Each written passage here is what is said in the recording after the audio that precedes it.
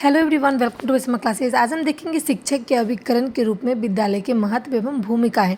तो देखेंगे शिक्षक के अभिकरण के रूप में विद्यालय के महत्व की प्रस्तावनाएं।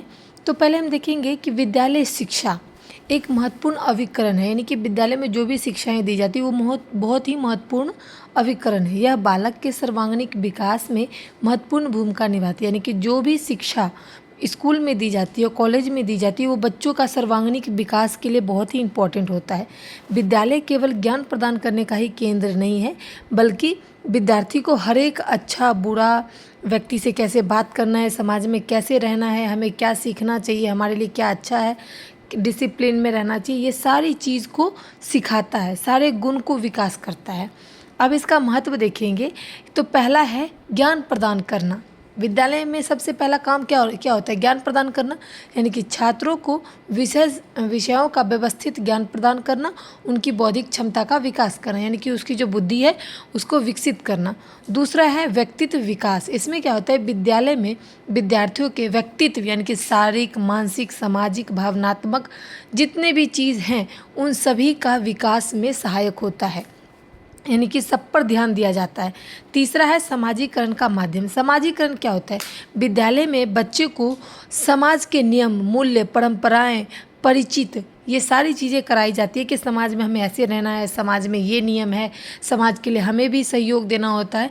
तो एक अच्छा नागरिक बनाने के लिए समाजीकरण का माध्यम होता है। अब देखेंगे हम 4 नंबर नैतिक मूल्यों का विकास। नैतिक मतलब होता है कि विद्यालय में ये सिखाया जाता है कि आपको झूठ नहीं बोलना है, आपको अपना काम ईमानदारी से करना है, सच बोलना है, अनुशासन, आपको डिसिप्लिन में रहना है, आप कैसे बोल सकते हो, आप ऊँचे आवाज़ में नहीं बात कर सकते, अपने से बड़ों के साथ कैसे बात करना है, अपने से छोटों के साथ कैसे बात करना है। तो नैतिक मूल्य का विकास होता है, यानी कि वो सारी चीज़ें सिखाई जाती है।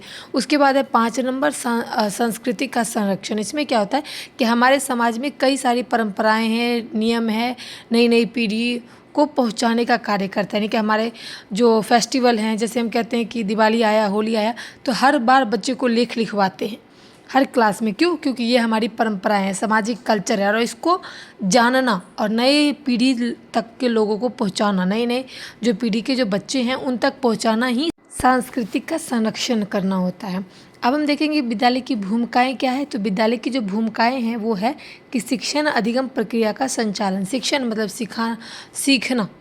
सीखना, अधिगम मतलब भी होता है सीखना। विद्यालय में जो भी चीज़ें, जो भी योजनाएं बनाई जाती है वो एक प्रभावी शिक्षा प्रदान करती है। जैसे कि अगर कोई भी शिक्षक कोई टॉपिक को पढ़ाता है तो उसको प्रभावी बनाने के लिए एक लेसन प्लान बनाता है, एक चार्ट बनाता है, डायग्राम या मॉडल, उसके माध्यम से बच्चे को सिखाता है, जो कि शिक्षण प्रक्रिया जो है वो प्रभावी बनता है। अगर मॉडल के माध्यम से हम बच्चे को समझाते हैं तो वो ज़्यादा प्रभावी होता है और बच्चे को सीधा समझ में आ जाता है। अगर हम चार्ट के माध्यम से बच्चे को बताते हैं, चित्र के माध्यम से बच्चे को बताते हैं, तो वो ज़्यादा जल्दी समझ में आ जाता है। उसके बाद है अनुशासन की भावना को विकसित करना। अनुशासन यानी कि जिम्मेदारी भावना विकसित करना, समय का पालन करना। विद्यार्थी के लिए क्या है? वो समय का पालन करे, जल्दी उठे, जल्दी सोए, और उसकी जो जिम्मेदारियां हैं कुछ बच्चे होने के नाते तो वो उसको पूरा करे। यही है अनुशासन का भावना। उसके बाद तीसरा नेतृत्व क्षमता का विकास। इसमें क्या होता है?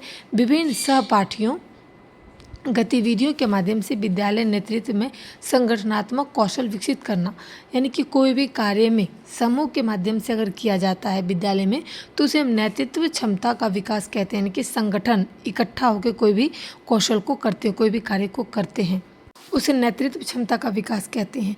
उसके बाद है 4 नंबर, यानी कि लोकतांत्रिक मूल्यों का विकास। लोकतांत्रिक में क्या होता है? विद्यालय में विद्यार्थियों को समानता, स्वतंत्रता, सहयोग जैसी लोकतांत्रिक मूल्यों से परिचय कराते हैं। यानी कि हमारे जो लोकतंत्र है इसमें क्या है? सभी को समान नज़र से देखना, सभी को अपने आज़ादी, अपना जीवन आज़ाद अपने तरीके से जीना, सहयोग करना। अगर समाज में कुछ हो रहा है, कुछ हमारी नीड है, तो सामाजिक नागरिक होने के नाते उसमें सहयोग करना। तो यही है हमारा लोकतंत्र का कुछ मूल्य परिचय। 5 नंबर आता है व्यावसायिक मार्गदर्शन। व्यावसायिक मार्गदर्शन में ये होता है कि विद्यालय विद्यार्थी को भविष्य के व्यवसायिक एवं करियर के लिए तैयार करता है। यानी कि अगर हम कुछ भी चीज़ पढ़ाते हैं तो बच्चों को ऐसा चीज़ पढ़ाना चाहिए कि वो आगे जाके उस चीज़ को करे, उससे उसका रोजी रोटी बढ़ेगा। तो इसलिए जो स्कूल में कभी कभी आर्ट की क्लासेस होती है, मॉडलिंग क्लासेस होती है, बीटेक, इंजीनियर, डॉक्टर, तो नीट, ये सारी चीज़ें जो है वो उस तरीके से बच्चे को पढ़ाना चाहिए, बायोलॉजी, मैथ, जो कि बच्चे आगे जाके अपने करियर पर अच्छा से अच्छा ध्यान दे पाए और अच्छी से अच्छी अपना जीवन यापन कर सके। उसके बाद है 6 नंबर, राष्ट्रीय एकता को बढ़ावा। राष्ट्रीय एकता को बढ़ावा क्या है? विद्यालय राष्ट्रीय एकता, यानी कि विद्यालय में ये बताया जाता है कि हमारा राष्ट्रीय एक है और वहाँ पर हमें एक साथ रहना है, एकता बनाकर रहना है। देशभक्ति और सामाजिक सौंदर्य की भावना को विकसित करता है। संदर्भ यानी कि हमारा जो समाज है वो सबको इकट्ठा लेके चलने के लिए कहता है, उसकी वही भावना है कि हमें एकजुट होकर के आगे बढ़ना है। इसका निष्कर्ष देखेंगे कि विद्यालय एक महत्वपूर्ण शैक्षिक अभिकरण है जो कि विद्यार्थी को ज्ञान प्रदान करने के साथ साथ व्यक्ति के हर एक प्रकार का विकास करता है। शारीरिक, भावात्मक, मानसिक, ये सारी चीज़ों का विकास करता है। साथ साथ सभी चीज़ों की जिम्मेदारी, सामाजिक जिम्मेदारी, नागरिक, अच्छा नागरिक बनना, ये सारी चीज़ें जो है वो एक विद्यालय विद्यार्थी को सिखाता है। तो यही था, एक आदर्श नागरिक बनने का महत्वपूर्ण भूमिका निभाता है क्या? तो विद्यालय में एक शिक्षक जो है वो विद्यार्थी को जो चीज़ सिखाता है वो एक महत्वपूर्ण भूमिका निभाती है। साथ साथ ज्ञान देने का कार्य के साथ साथ वो हर एक प्रकार का ज्ञान देने का और हर एक प्रकार से बच्चे को सर्वांगीण विकास करने का जो है पूरा जिम्मेवारी लेता है। तो उम्मीद करती हूँ वीडियो पसंद आया है। अगर वीडियो पसंद आए तो like share support this channel. Thanks for watching my video.